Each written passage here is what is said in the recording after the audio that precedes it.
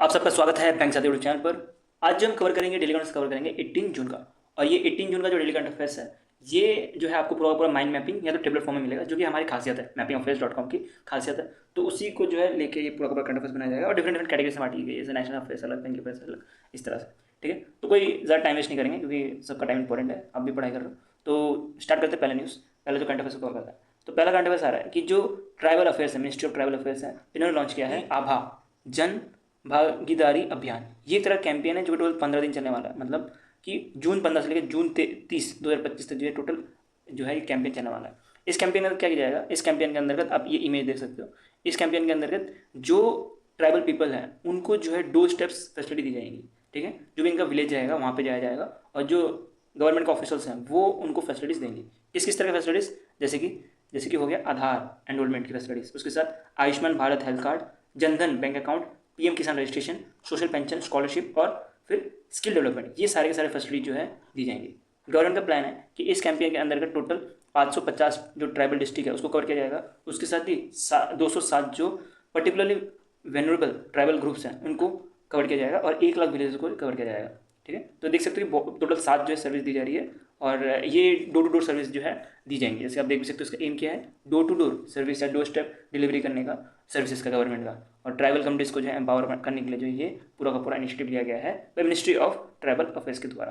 ठीक है, ये हमारा पहला न्यूज़ हो गया और दूसरे न्यूज़ के ऊपर पढ़ते हैं। ठीक है, हमें कोई टाइम वेस्ट करने के लिए आए नहीं है, तो हम जो है वीडियो को थोड़ा फास्ट भी करेंगे। फास्ट करने का मतलब ये नहीं कि इन्फॉर्मेशन छोड़ते हुए चलेंगे, इन्फॉर्मेशन जो इंपॉर्टेंट वो पढ़ाऊंगा आपको डिटेल में, लेकिन ये सारी इन्फॉर्मेशन जो इतने इंपॉर्टेंट है नहीं, तो इसको हम फास्ट में लेकर चलते हैं। दूसरा जो है आपको मिलेगा लॉन्चेस का टेबल, जिसमें आपको जितने भी लॉन्चेस है वो सारे के सारे एक साथ मिल जाएंगे आज के। तो इसमें आ रहा है कि फेडरल बैंक ने जो है स्कॉर्पिया के साथ पार्टनर किया है। ठीक है, और दोनों ने लॉन्च किया है एक रुपे क्रेडिट कार्ड। ये क्रेडिट कार्ड ऐसा कुछ दिखता है, देख सकते हो आप। तो इसके अंतर्गत फेडरल बैंक है और स्कॉर्पिया दोनों पार्टनर कर रहे हैं, और एक वीज़ा और इसके साथ आप रुपे भी देख सकते हो कि रुपे क्रेडिट कार्ड लॉन्च किया गया है। ठीक है, तो इस क्रेडिट कार्ड के बारे में बात करें, क्या है क्रेडिट कार्ड, तो ये एक तरह का ट्रैवल फोकस क्रेडिट कार्ड है। इसके अंतर्गत क्या रहेगा कि आप मान लेते हैं कि आपको ट्रैवल करना है। ठीक है, आप कहीं फ्लाइट की बुकिंग करने जा रहे हो, तो आपको फ्लाइट की बुकिंग करोगे तो वहाँ पे आपको कुछ ना कुछ रिवॉर्ड पॉइंट या तो कुछ ना कुछ कंसेशन मिल जाएगा, 5% 10%, जो भी ये कार्ड यूज़ करेगा उसको। ठीक है, तो ये कार्ड जो है ट्रैवल फोकस कार्ड है और इसके अंतर्गत जो स्काईपिया है, जो बैंगलोर बेस्ड कंपनी है, इन्होंने पार्टनर किया फेडरल बैंक के साथ। और इस कार्ड के बारे में बात करें तो ये कार्ड जो है रुपे वीज़ा को जो है सपोर्ट करता है। अब रुपे को सपोर्ट करता है, इसका मतलब क्या, जो यूपीआई इंटीग्रेशन भी इसके साथ रहने वाली है। ठीक है, और ये पहला ऐसा कार्ड है जिसके अंतर्गत यूपीआई, वीज़ा और रुपे तीनों के तीनों जो है एक ही साथ है। तो इसलिए इंपॉर्टेंट बन जाता है, एग्जाम में पूछा जा सकता है कि कौन सा ऐसा कार्ड है जो कि तीनों के तीनों फैसिलिटी एक साथ देता है, जिसके अंतर्गत रुपये मिलने वाली है, वीज़ा भी मिलने वाली है और यूपीआई भी मिलने वाली है। ठीक है, तो इस सारे नेटवर्क होते हैं वीज़ा और रुपये, ये तो पता होगा। और इसके बारे में एक डेडिकेट वीडियो बना के रखा है, क्या डिफरेंस होता है रुपये और वीज़ा के ऊपर, और यूपीआई फैसिलिटी के बारे में आपको पता ही होगा। ठीक है, तो इसके अंतर्गत बोला गया कि ये जो है एक तरह से जीरो फॉरेक्स मेकअप कार्ड है और इंटरनेशनल ट्रांजेक्शन। तो जो भी इंटरनेशनल ट्रांजेक्शन करेगा तो फिर उसमें जो है कोई भी पैसा नहीं लगने वाला। ठीक है, तो ये कार्ड के बारे में हमने पूरा डिटेल में पढ़ लिया। अब हम नेक्स्ट चलते हैं स्टेट गवर्नमेंट की कुछ लॉन्चेस के ऊपर पढ़ते हैं। तो स्टेट गवर्नमेंट का पहले लॉन्च आ रहा है पंजाब गवर्नमेंट, जैसे कि पंजाब गवर्नमेंट ने fast track Punjab portal launch किया। अभी फास्ट ट्रैक पंजाब पोर्टल किसके लॉन्च किया गया है, ये लॉन्च किया गया कि जो बिजनेस अप्रूवल है वो फास्ट हो पाए उसके लिए। ठीक है, तो कुछ बिजनेस अप्रूवल के लिए ये fast track Punjab portal launch किया गया। तो इसके बारे में पढ़े तो इसमें क्या क्या इन्फॉर्मेशन दी गई है कि जो भी बिजनेस अप्रूव करना चाहते हैं पंजाब में जाके अपना जो है बिजनेस खड़ा करना चाहता है, तो उसके लिए अगर अप्रूवल चाहिए तो उनको 45 डेज़ के अंदर ही मिल जाएगा। अगर कुछ नया प्रोजेक्ट हुआ, एक्सपेंशन हो गया या इंडस्ट्रियल वेंचुरी हुआ उसके इसमें। अगर बात करें किसी का इंडस्ट्रियल पार्क बनाना है किसी को, तो उसको जो है टोटल 3 दिन लगने वाला है। और अगर इंडस्ट्रियल पार्क के अगर बाहर कुछ बनाना हो तो उसके लिए जो है 15 दिन लगने वाला है। ठीक है, तो पंजाब में कोई स्पेसिफिक जगह है जहाँ पे इंडस्ट्रियल पार्क है, तो वहाँ के लिए अप्रूवल चाहिए तो उनको जो है इन प्रिंसिपल अप्रूवल दी जाएंगी। ठीक है, क्या दी जाएगी, इन प्रिंसिपल अप्रूवल दी जाएगी। 2 तरह के अप्रूवल्स रहते हैं, ये थोड़ा ध्यान देना। एक रहता है इन प्रिंसिपल, ठीक है, जो कि अभी दी जा रही है, और एक रहता है फाइनल अप्रूवल। आपने ये बहुत बार सुना होगा, इन प्रिंसिपल अप्रूवल दे दिया इस बैंक को उस बैंक को। तो ये दोनों में डिफरेंस क्या होता है, मैंने आपको पहले बहुत बार बताया। तो इन प्रिंसिपल का मतलब हो गया, ये मान सकते हो कि प्री बोर्ड है, बोर्ड से पहले प्री बोर्ड है, तो इनको देखा जाए कैसे काम करते हैं कैसे नहीं, वेरिफिकेशन करने के लिए। तब जो है वेरिफिकेशन करेंगे, उसके बाद जो है इनको फाइनल अप्रूवल दिया जाए कुछ टाइम बाद। ये एक और एग्जांपल ले सकते हो, जैसे कि आपको जब लोन सैंक्शन होता है, ठीक है, जब भी आपको लोन सैंक्शन होता है तो उससे पहले जो है आपको इन प्रिंसिपल अप्रूवल मिलता है। आपका मतलब डॉक्यूमेंट सही है वो देखा जाता है, उसके बाद जो है आपको जो पैसा है, अमाउंट जो है भेजा जाता है, उसको बोला जाता है फाइनल अप्रूवल लोन का। ठीक है, तो जब इन प्रिंसिपल अप्रूवल होता है उसके बाद आप उसको कैंसिल भी कर सकते हो लोन को, इवन बैंक भी कैंसिल कर सकता है। उसका मतलब ये नहीं होता कि आपका लोन जो अप्रूव हो गया। जब फाइनल अप्रूवल अकाउंट में जब पैसा पहुंच जाता है जहाँ से आपने लोन लेकर रखा है, वहाँ जिसके लिए लोन लेकर रखा है उसके अकाउंट में, तब जाकर फाइनली अप्रूव होता है। तो इसका ये डिफरेंस होता है इन प्रिंसिपल और फिर फाइनल अप्रूवल के बीच में। नेक्स्ट चलता है, नेक्स्ट आता है महाराष्ट्र गवर्नमेंट की तरफ से। कि महाराष्ट्र ने जो है एक इंफ्रा आईडी पोर्टल लॉन्च किया। अब इंफ्रा आईडी पोर्टल क्या है, ये देख सकते हो, ये एक आईडी है, ठीक है। इंफ्रा आईडी पोर्टल के अंतर्गत एक आईडी लॉन्च किया गया है, जो कि 13 डिजिट का जो है इसमें नंबर होने वाला है, ठीक है। 13 डिजिट का नंबर होगा इसके अंतर्गत। और क्या है इसमें कि ये जो है जितने भी इंफ्रास्ट्रक्चर प्रोजेक्ट्स हैं उनके लिए जो है एक यूनिक आईडी कार्ड बनाने का काम करेगा। तो इसका नाम आप देख सकते हो, यूनिक इंफ्रास्ट्रक्चर फैसिलिटी आईडी जो है बोला जा रहा है। और ये सारे के सारे जो पब्लिक इंफ्रास्ट्रक्चर प्रोजेक्ट्स हैं उसके लिए अलग अलग रहने वाला, टोटल 13 डिजिट का रहेगा।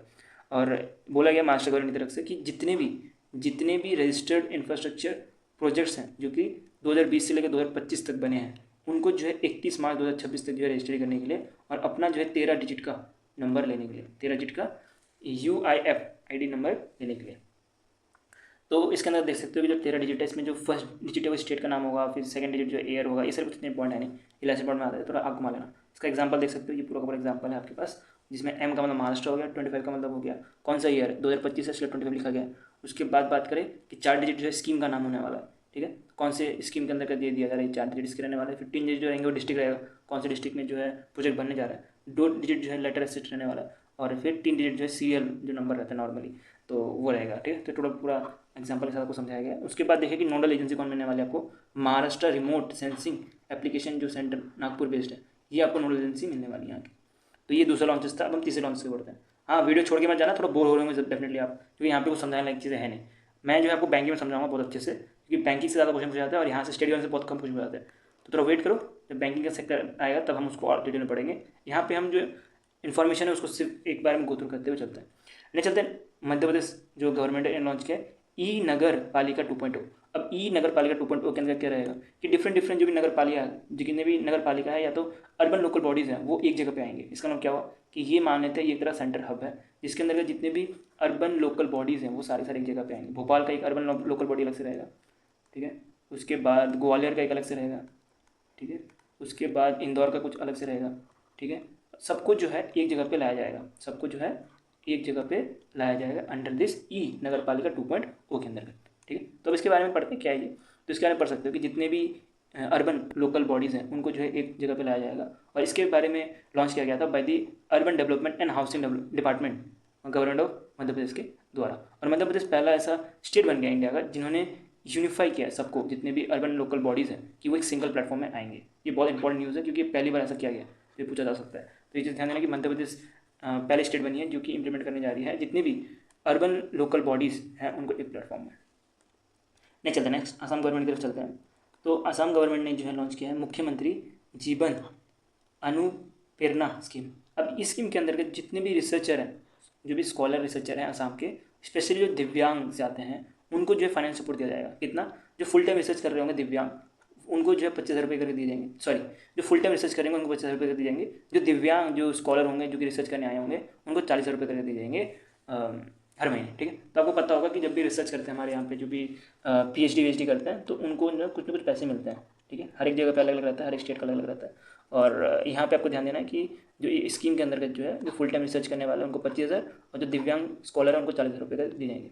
नेक्स्ट असम गवर्नमेंट की स्कीम के बारे में पढ़े तो ये आपको मिलेगा स्वागता सतीरथा पोर्टल। ये एक तरह का पोर्टल है जिसके अंतर्गत जो भी म्यूचुअल ट्रांसफ़र है गवर्नमेंट एम्प्लॉयज़ का, स्टेट गवर्नमेंट एम्प्लॉयज़ का आसाम की, वो जो है ईजी करने का काम करेगा, ठीक है। जो ग्रेड 3 और ग्रेड 4 के एम्प्लॉयज़ हैं उनका जो ट्रांसफ़र है वो इसके अंतर्गत की जाएंगी। ये थोड़ा लेसन बोर्ड में आता है, इसको छोड़ना चाहो छोड़ भी सकते हो, पूछने के बहुत कम चांस है, तब एक बार आप घुमा देना इसके ऊपर भी। अब हम बढ़ते हैं नेक्स्ट न्यूज़ के ऊपर। नेक्स्ट न्यूज़ आ रहा है बैंक अवेयरनेस, और यहाँ से जो है हमें चीज़ें जो है अच्छे समझने की ज़रूरत बहुत ज़्यादा है, क्योंकि ये न्यूज़ जो है ना ऐसे समझ नहीं आएगा। मैंने यहाँ पे आपको जितना इन्फॉर्मेशन है प्रोवाइड करने की कोशिश की है जितना मैं कर सकता हूँ, ठीक है, ईजी वे में, बट कुछ चीज़ें जो कि समझाने लायक है तो उसको हम समझते हुए चलेंगे। तो बोला जा रहा है कि RBI ने परमिट किया है separate trading of register interest and principal component, जिसको स्ट्राइप बोला जा रहा है, इन गवर्नमेंट स्टेट गवर्नमेंट के जो बॉन्ड रहते हैं वहाँ पे। तो इसका जैसे कि नाम से पता लग रहा है क्या, स्ट्राइप मतलब क्या, तोड़ना, किसी चीज़ को तोड़ना। किसको तोड़ रहे हैं? गवर्नमेंट सिक्योरिटीज़ को तोड़ रहे हैं। कौन से गवर्नमेंट सिक्योरिटीज़ को? जो स्टेट गवर्नमेंट की सिक्योरिटीज़ हैं इसको तोड़ रहे हैं। किस तरह तोड़ेंगे हम आगे देखते हैं। क्या बोला पूरा न्यूज़ को कवर करते हैं कि RBI ने अलाउ किया है कि strips in government security, state government securities के। तो ये जो है तोड़ने की बात चल रही है जो स्टेट गवर्नमेंट की जो सिक्योरिटीज़ है उसको। और ये जो है एक तरह का फॉर्मेट है जिसके अंदर जो भी बॉन्ड ट्रेडर है, जो बॉन्ड को जो ट्रेड करते हैं, उनको अलाउ कर दिया गया है कि वो स्ट्रिप कर सकते हैं चीज़ों को। तो ये चीज़ जो है पहले ही जो स्टेट गवर्नमेंट सेंट्रल गवर्नमेंट है वो एप्लीकेबल है 1 अप्रैल 2010 से इनके पास, लेकिन अब तक स्टेट गवर्नमेंट का ऐसा कुछ ऑप्शन था नहीं। अब आरबीआई ने बोला कि स्टेट गवर्नमेंट को भी अलाउ है कि वो स्ट्रिप कर सकते हैं गवर्नमेंट सिक्योरिटीज़ को, स्टेट गवर्नमेंट सिक्योरिटीज़ को।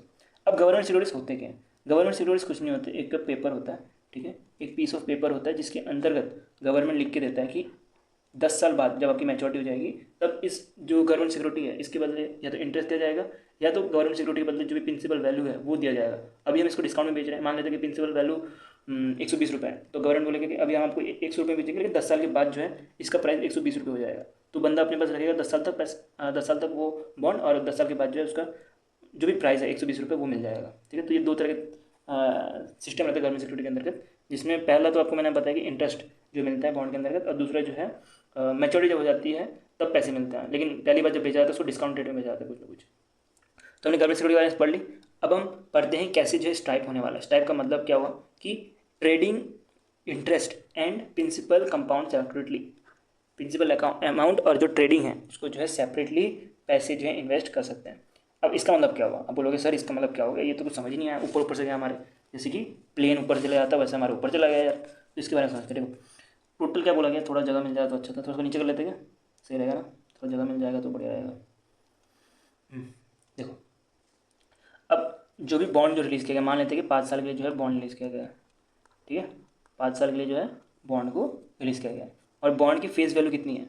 फेस वैल्यू है 1000 रुपये, और बॉन्ड में जो है इंटरेस्ट कितना मिलने वाला है? मान लेते हैं कि 10% करके बॉन्ड में जो है इंटरेस्ट मिलेगा। ये 2 पॉइंट याद रखना, पहले जो है 1000 रुपये करके जो है बॉन्ड का जो है आपको फेस वैल्यू मिलने वाला है, और 10% जो है उसका इंटरेस्ट रेट है। तो इसमें देख सकते हो लिखा है कि ट्रेडिंग जो हो सकता है इंटरेस्ट भी हो सकता है और प्रिंसिपल भी हो सकता है सेपरेटली, ठीक है। मैंने यहाँ पे सिंपल वर्ड्स में लिख कर रखा है कि this that means you can now you can break a bond into 2 parts. एक तो आपका हो गया इंटरेस्ट पार्ट जिसके अंतर्गत जो कूपन स्ट्राइप है वो होता है, और दूसरा है आपका प्रिंसिपल पार्ट जिसके अंतर्गत जो प्रिंसिपल स्ट्राइप जो है वो होता है। तो प्रिंसिपल पार्ट कुछ नहीं, जब कुछ 0 कूपन बॉन्ड है यही आपको दिखने वाला, जो कि कोई इंटरेस्ट रेट नहीं होता, लेकिन मेच्योरिटी पीरियड में जो है आपको बेनिफिट करता है, कुछ ना कुछ प्रॉफिट देता है। जैसे मैंने आपको बोला डिस्काउंट रेट में जो बेचा जाता है अभी के टाइम पे, मान लेते हैं 1000 रुपये की जगह जो है फेस वैल्यू 1000 रुपये, लेकिन आपको 800 में बेचा जाएगा।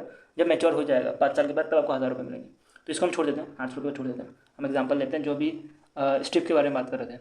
अगर मान लेते हैं कि आपने जो पैसा लगाया है वो लगाया है आपने फेस वैल्यू पे, तो फेस वैल्यू पे आपने लगाया तो आपने एक बार में ही जो 800 रुपये का है उसमें खरीद लिया आपने बॉन्ड। उसके बाद आपने क्या किया, 5 साल वेट किया, ठीक है, ये लॉन्ग टर्म इन्वेस्टमेंट होती है जिसके अंतर्गत आपने 5 साल वेट किया और उसके बाद आपको जो है 1000 रुपये मिल गए, जिसके से आपको 200 रुपये का फायदा हो गया। दूसरा जो है वो है इंटरेस्ट बेस्ड। तो इंटरेस्ट बेस्ड के अंदर क्या होगा, 10% है तो 1000 रुपये का 10% कितना हो गया, 100 रुपये। तो 100 रुपये करके पर एनम मिलने वाला है, मतलब 5 साल में कितना मिलेगा, 500 रुपये मिलेंगे ना। फर्स्ट ईयर में 100 रुपये, सेकेंड ईयर में 100 रुपये, थर्ड ईयर में 100 रुपये, फोर्थ ईयर में 100 रुपये, फिफ्थ ईयर में 100 रुपये, टोटल जो है 500 रुपये हो गए। तो 500 रुपये जो है एज आ आपको क्या मिलेगा, एज आ आपको जो है इंटरेस्ट मिलेगा अगर आपने इंटरेस्ट पार्ट या तो कूपन टाइप किया तो ये पूरा का पूरा जो है गवर्नमेंट सिक्योरिटीज़ के अंदर जो है चीज़ें रहती है, ठीक है। तो ये पहले जो है सेंट्रल गवर्नमेंट इसको कर रही थी, अब जो है स्टेट गवर्नमेंट भी इसको करने जा रही है, ठीक है।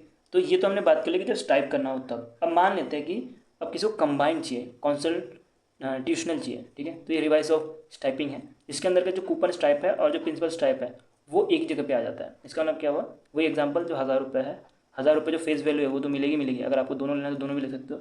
उसके बाद जो 10% करके जो 5 साल में कितना बनने वाला, 500 रुपये बनने वाला है, तो वो भी मिलेगा। मतलब टोटल जो है 1500 रुपये का जो है फ़ायदा मिलने वाला है अगर बॉन्ड लिया तो, बॉन्ड खरीदा तो गवर्नमेंट से, ठीक है। ये चीज़ हमने समझ ली क्या रहता है इंटरेस्ट पार्ट और फिर क्या रहता है प्रिंसिपल कंपोनेंट।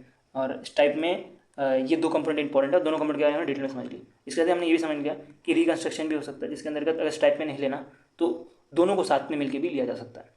अब हम समझते हैं कि हर एक टाइप में जो है एक 0 कूपन बॉन्ड रहेगा, जिसके बारे में आपको ऑलरेडी बताया। 0 कूपन बॉन्ड का मतलब क्या वो वही चीज़ जिसमें आपको फेस वैल्यू जो रहती है उससे कम में जो है बेचा जाता है। इसके अंदर कोई भी इंटरेस्ट नहीं दिया जाता अंटिल मैच्योरिटी। जब मैच्योरिटी हो जाए उसके बाद ही जो है इंटरेस्ट दी जाती है, बीच में आपको कोई भी पैसा नहीं दिया जाएगा, ठीक है। तो 0 कूपन बॉन्ड के बारे में बात करें तो इसमें आप मान सकते हो कि आपने 5 साल के लिए इन्वेस्ट किया 1000 रुपये, ठीक है। तो उन्होंने बोला कि हम आपको 10% का इंटरेस्ट दे तो देंगे, लेकिन 10% का इंटरेस्ट लेने के लिए आपको 5 साल वेट करना पड़ेगा। 5 साल वेट करोगे और उसके बाद जो है आपको 500 रुपये एक्स्ट्रा मिल जाएगा। अगर आपने 5 साल वेट नहीं किया, बीच में छोड़ने का कोई ऑप्शन होता नहीं है, अगर बीच में आप छोड़ नहीं सकते, कुछ ऐसा रहता है, ठीक है। तो पूरा इन्फॉर्मेशन आपको समझ आ गया होगा जीरो कूपन बॉन्ड के ऊपर। बाकी स्ट्राइप जो है दो तरह के होते हैं, एक होता है इंटरेस्ट पार्ट जिसको कूपन स्ट्राइप बोलते हैं, और एक होता है प्रिंसिपल पार्ट जिसको प्रिंसिपल स्ट्राइप बोला जाता है। अब क्या क्या एलिजिबल क्राइटेरिया, कौन कौन जो है इसके लिए एलिजिबल है उसको देखते हुए चलते हैं। तो जो फिक्स कूपन बॉन्ड है ये जो है इशू कर सकता है स्टेट गवर्नमेंट या तो जो यूटी है वो, ठीक है, यूनियन टेरिटरी जो है वो इशू कर सकती है। मिनिमम जो है मैच्योरिटी होनी चाहिए उसकी 14 साल या 14 साल से कम, 14 से ज़्यादा नहीं हो सकती। आउटस्टैंडिंग जो अमाउंट है वो मिनिमम 1000 करोड़ होना चाहिए। 1000 करोड़ रुपये जो मिनिमम जो है एज अ बॉन्ड को रिलीज करना पड़ेगा तभी जो पॉसिबल है। अब 1000 करोड़ रुपये तो उसको भी डिवाइड किया जाता है डिफरेंट डिफरेंट पार्ट्स में, उसको हम आगे कवर करेंगे कैसे क्या चीज़ रहती है, कैसे प्रोसेस रहता है इसका। और ये क्वालिफाई होना चाहिए as a statutory liquidity ratio investment और फिर ट्रांसफर पे, ठीक है। तो SLR के आपने पढ़ा होगा, तो SLR के लिए जो क्वालिफाई होना चाहिए, इसका मतलब क्या, कैश में नहीं बल्कि गोल्ड या तो गवर्नमेंट सिक्योरिटीज के फॉर्म में जो है क्वालिफाई करना चाहिए, ठीक है। और ये ट्रांसफरेबल भी हो। ये दो चीज़ हम आगे पढ़ेंगे क्या है ट्रांसफरेबल, ये सब चीज़ें। देखो अब ये काम कैसे करेगा, पूरा पूरा मार्केट उसको समझते हैं। एक इधर आपका अकाउंट दिख रहा होगा, market participate through statutory liquidity ratio account के थ्रू जो है पार्ट ले सकते हैं, और जो भी गवर्नमेंट सिक्योरिटी है उसके ऊपर जो है रिक्वेस्ट भेज सकते हैं ई-कुबेर में। ई-कुबेर एक तरह का प्लेटफॉर्म है जहाँ पे गवर्नमेंट सिक्योरिटीज उसके साथ बात करें कि इसके साथ जो स्ट्राइप होता है, मैंने ऑलरेडी बताया कि स्ट्राइप भी इसके अंदर आता है, तभी जो है पॉसिबल है ये चीज़ करना, ठीक है। तो स्ट्राइप भी इसके अंदर आता है, जो फंड मैनेजमेंट है वो भी आता है इसके अंदर ही, ई-कुबेर के अंदर ही। और अब बात करें ये अकाउंट क्या रहता है, स्टैट्यूटरी लिक्विडिटी रेशियो क्या रहता है। ये एक तरह का अकाउंट है जो कि बैंक्स को दिया जाता है या तो प्राइमरी जो डीलर है उनको दिया जाता है, ठीक है। तो ये डायरेक्टली जो है RBI से अप्रूव ले पाते हैं, और ये जो है बाद में RBI से अप्रूव लेने के बाद RBI से जो है डायरेक्टली बॉन्ड खरीद सकते हैं, ठीक है। तो उनको बोला जाता है SGL अकाउंट इनके पास रहता है, और उसी के बेस पे जो है ये अपना जो GSEC है वो खरीद पाते हैं। उसके बाद बात करें कि जो ग्लाइड अकाउंट होल्डर हैं ये कौन होते हैं, ये मान सकते हो वो म्यूचुअल फंड या तो वो इंश्योरेंस कंपनी जो कि इनडायरेक्टली गवर्नमेंट सिक्योरिटीज खरीद पाती है। कैसे कि ये क्या करती है, ये अपना अकाउंट जो है खोलती है बैंक्स के पास, जैसे SBI के पास RBI से जो गवर्नमेंट सिक्योरिटी खरीदने का डायरेक्ट एक्सेस है, तो वो पार्टनर करके रखेगी SBI के साथ, और SBI से जो है वो इनडायरेक्टली जो है खरीदेंगी under this gilt account holder के तौर पे। और SBI को as a constitutional subsidiary general lender के हिसाब से जाना जाता है, ठीक है। तो ये एज अ कस्टोडियम की तरह काम करते हैं। तो ये पूरा ऊपर प्रोसेस रहता है खरीदने का, और जो भी बैंक्स हैं ये अपना जो भी रिक्वेस्ट है वो ई-कुबेर के ऊपर लगाएंगे। उसके बाद RBI डिसाइड करेगा कि इस बैंक को जो है कितना बॉन्ड जो 1000 करोड़ रुपये इसको डिवाइड करते हुए जाना है। उसके बाद जो बैंक है वो अपना जो भी बॉन्ड है उसको जो है बेचा जाएगा सेकेंडरी मार्केट में, ठीक है। तो जब RBI से खरीदता है, RBI से SBI खरीद रहा है तो उसको बोला जाता है प्राइमरी मार्केट। प्राइमरी मार्केट से SBI ने खरीदा, और SBI ने बाद में खरीद के उसको सेकेंडरी मार्केट में दे दिया, और एक पर्सन जो है दूसरे पर्सन को जो है वो अपना जो भी सामान है जो भी बॉन्ड है वो बेच सकता है आफ्टर दिस, ठीक है। नहीं चलता है, ये थोड़ा ज़्यादा डीप में हो गया क्योंकि इसमें था ही समझाने लायक बहुत कुछ। नेक्स्ट बहुत इंपॉर्टेंट न्यूज़ है, इसमें आ रहा है कि RBI ने डिसकंटिन्यू कर दिया daily variable rate repo option को। कारण क्या था कि बैंक जो है उतना डिमांड ही नहीं कर रहा जितना RBI ने सोच के रखा था। तो इसके ऊपर आप जो भी डिटेल इसको पहले पढ़ते हैं। तो RBI ने डिसकंटिन्यू कर दिया है डेली VRR ऑप्शन, ठीक है। तो VRR मतलब वेरिएबल रेट रेपो को जो है ऑप्शन को जो है RBI ने हटा दिया गया। अब इसके बारे में थोड़ा डिटेल में पढ़ते हैं तो आपको अच्छे समझ आएगा कहाँ पे जगह है, यहाँ पे थोड़ी जगह मिल रहा है।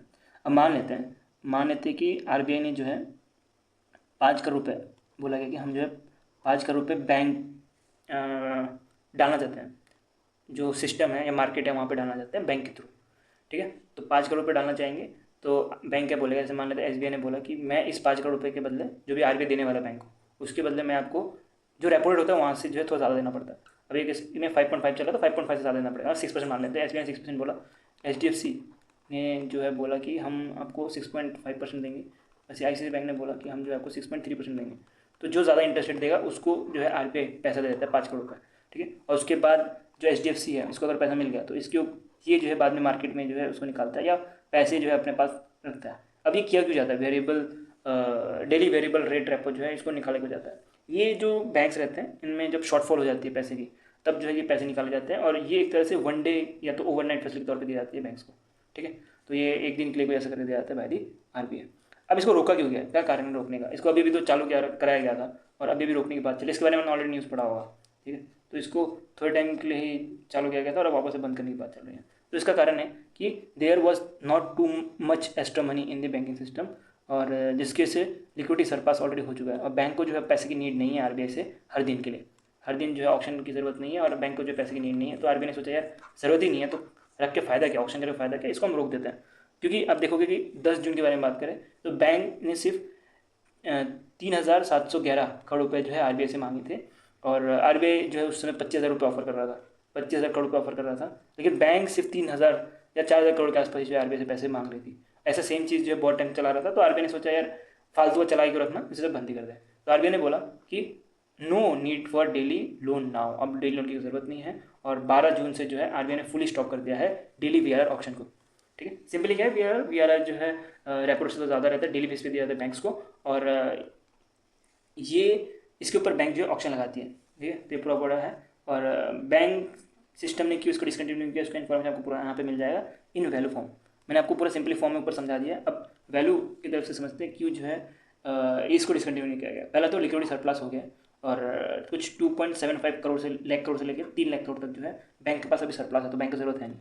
और दूसरा जो सरप्लस है ये क्रॉस कर गया 1% of net demand and time liberty को, तो नेट डिमांड और टाइम लिबर्टी का जो है 1% जो एक्सटेंड कर गया, इसकी सिर्फ बैंक को जरूरत है नहीं।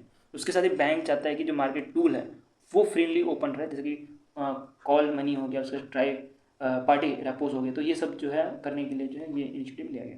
अब बाकी सारे टूल्स जैसे कि 14 डे वीआरआर, डेली वीआरआर बंद कर दिया, लेकिन 14 डे वीआरआर अभी भी चालू रहेगा, जिसके अंदर बैंक जो है स्टिल बोरो कर सकता है पैसा, लेकिन 14 दिन के बाद जो इसकी जो भी ऑप्शन होते हैं 14 दिन के बाद होते रहेंगे। दूसरा जो है ओपन मार्केट ऑपरेशन वो भी चालू रहेगा, जिसके अंतर्गत जो भी गवर्नमेंट की जो बाइंग और सेलिंग होती है गवर्नमेंट सिक्योरिटीज़ वो हो पाएंगे। उसके बाद बात करें कि जो स्टैंडिंग डिपॉजिट फैसिलिटी है, जिसके अंतर्गत जो एक्स्ट्रा मनी है वो एब्जॉर्ब किया जाता है, वो भी चालू रहने वाला। तो 3 चीज़ जो है आरबीआई चालू रखने वाला है। अभी के टाइम में सिर्फ डेली जो वीआरआर है उसको बंद किया गया, बाकी जो 14 डे वीआरआर है उसको बंद नहीं किया गया, इस सबको ध्यान से चलिए। अगर जून 8 के बारे में बात करें तो जून 8 में बैंक के पास कुछ 2.45 लाख करोड़ रुपये जो था वैसा एक्स्ट्रा पड़ा हुआ था, उसकी से बैंक को जो अभी नीड है अभी नहीं। ठीक है, और डेली वीआरआर के बारे में बात करें तो डेली वीआरआर की डेफिनेशन यहाँ पे दिख रखी है। ये एक तरह का शॉर्ट टर्म लिक्विडिटी मैनेजमेंट होता है, इंट्रोड्यूस किया गया था बाय आरबीआई, जिसमें बैंक अपना जो भी पैसा है वो मिसमैच जो भी हुआ है वो एक दिन तक मैनेज कर सकता है, 1 डे तक मैनेज कर सकता है इसके अंदर। ठीक है, तो इसको ओवरनाइट फैसिलिटी बोला जाता है, एक साइड से वो भी ध्यान रख सकते हैं उसमें। नेक्स्ट न्यूज़ बढ़ते हैं।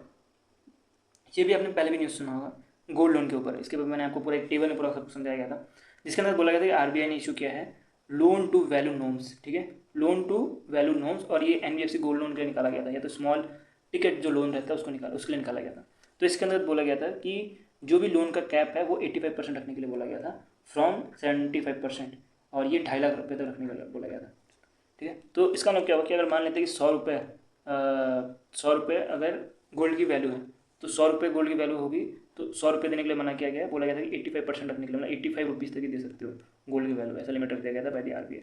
तो इसके ऊपर सिविल का क्या कहना है, जो कि एक तरह से क्रेडिट रेटिंग कंपनी, इनका क्या कहना है ये देखते हैं यहाँ।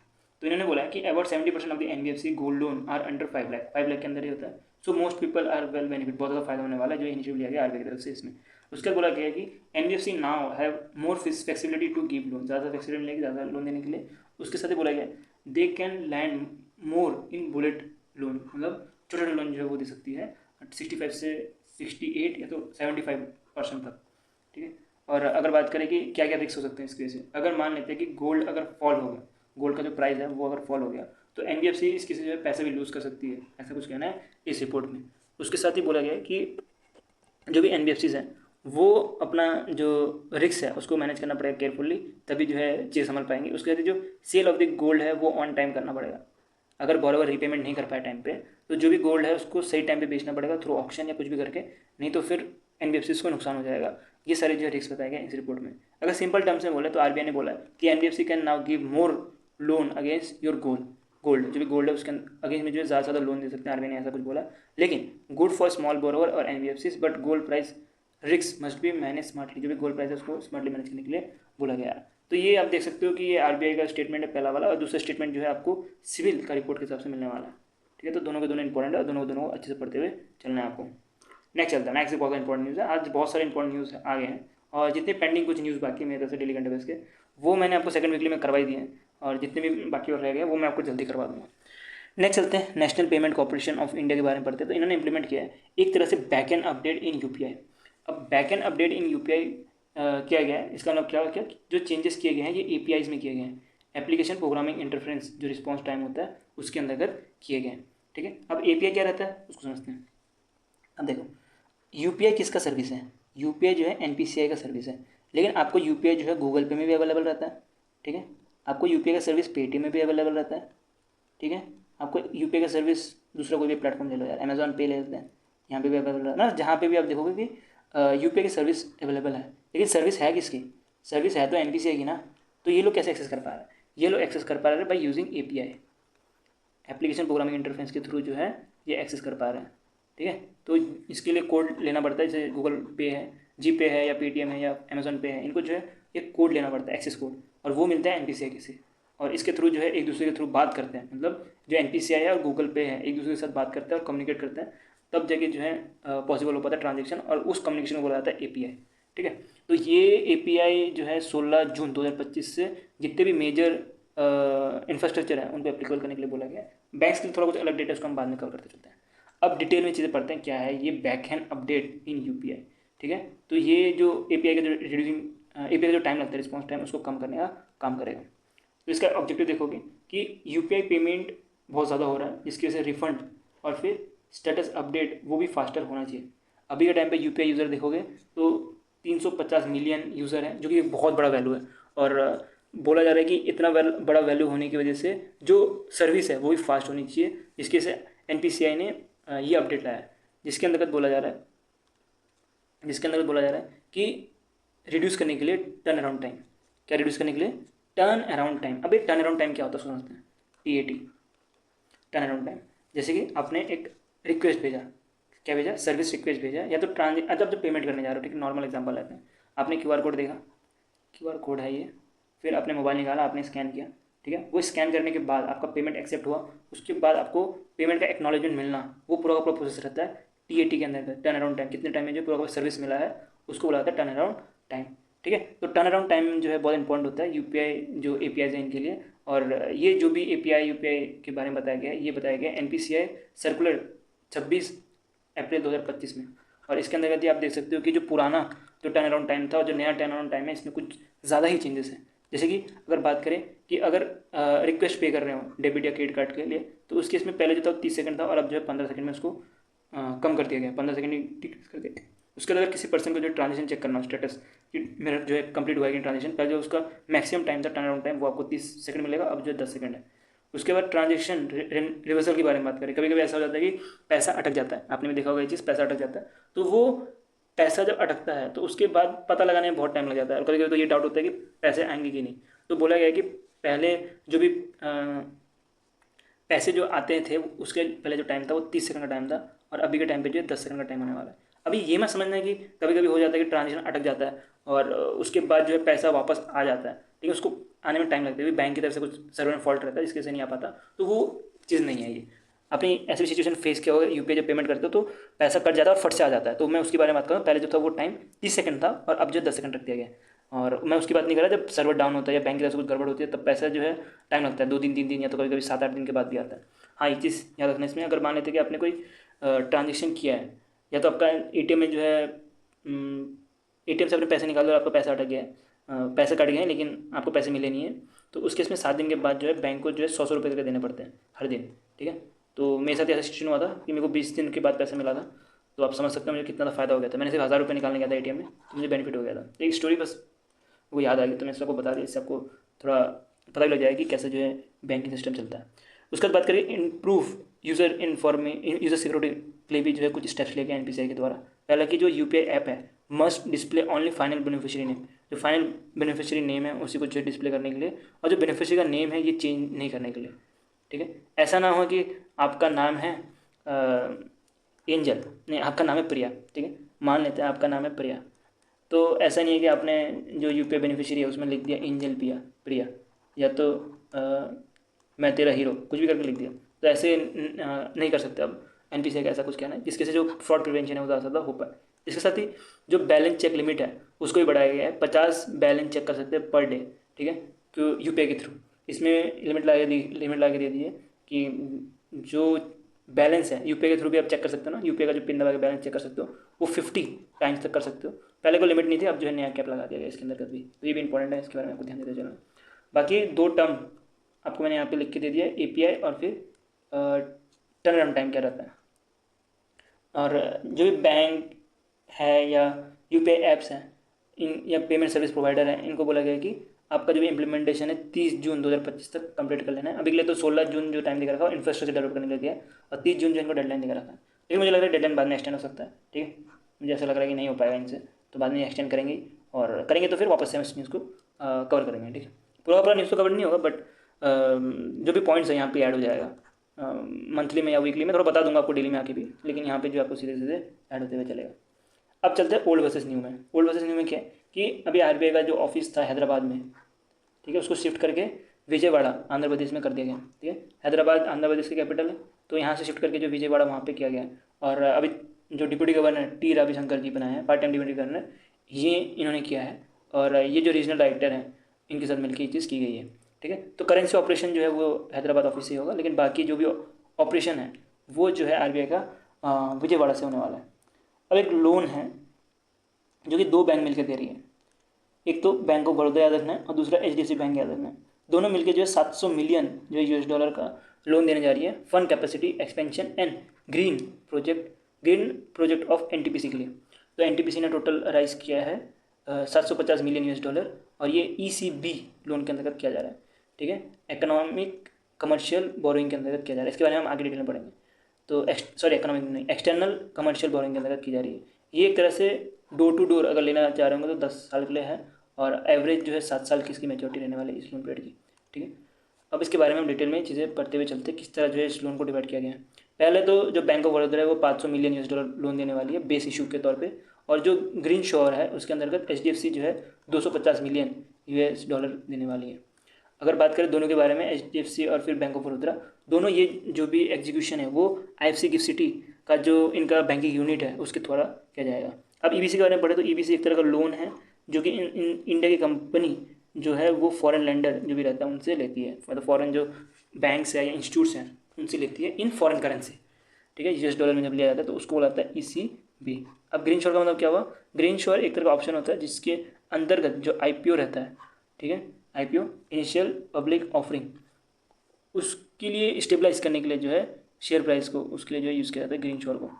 ठीक है, तो जो भी इनका एनटीपीसी का जो शेयर होगा उसको स्टेबलाइज करने के लिए जो है एचडीएफसी से 250 मिलियन यूएस डॉलर लिए जा रहे हैं। और बात करें जो बैंक ऑफ बड़ौदा है इनसे जो है 500 मिलियन लिए जा रहे हैं। कारण क्या है कि इनको जो प्रोजेक्ट बनाना है, इंफ्रास्ट्रक्चर प्रोजेक्ट है उसके लिए। ठीक है, टोटल पूरा इन्फॉर्मेशन है, मैं वो करता हूँ, आपको समझ आ गया वही चीज़। अब बढ़ते हैं इंटरनेशनल न्यूज़ के ऊपर। इंटरनेशनल न्यूज़ के ऊपर बढ़े तो अभी ये न्यूज़ बहुत ज़्यादा अभी चल रहा है और आपने ये चीज़ पढ़ा भी होगा कि जो इसराइल का डिफेंस फोर्स है इन्होंने जो न्यूक्लियर प्लांट है ईरान का वहाँ पर अटैक कर दिया। ये एक तरह का सेकंड अटैक है, इससे पहले भी पहला वाला अटैक तेहरीन में हुआ था, और अब जो दूसरा अटैक जो है आप देख सकते हो कि ईरान का जो न्यूक्लियर प्लांट है यहाँ पे हुआ है, और ये किया गया है अंडर राइजिंग लायन के अंतर्गत, ऑपरेशन राइजिंग लायन के अंतर्गत इसको किया गया। तो अब बात करें इसराइल ने ईरान के ऊपर अटैक किया है, तो अब ईरान भी कौन सा चुप बैठेगा? अब ईरान भी इसराइल के ऊपर अटैक करेगा।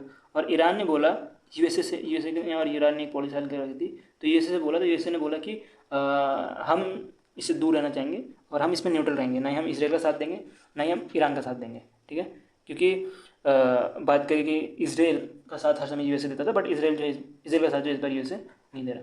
ठीक है, तो इसके ऊपर और भी अपडेट्स आएंगे जब ईरान वापस अटैक करेगा। तो ये जो न्यूज़ है ये वापस कंटिन्यू रहने वाला, तो ये जो स्लाइड है इसको याद रख लो, ये वापस से आ सकता है, वापस से इसको रिपीट हो सकता है। नेक्स्ट चलते हैं इंडिया के जो वाइस प्रेसिडेंट बनाए गए।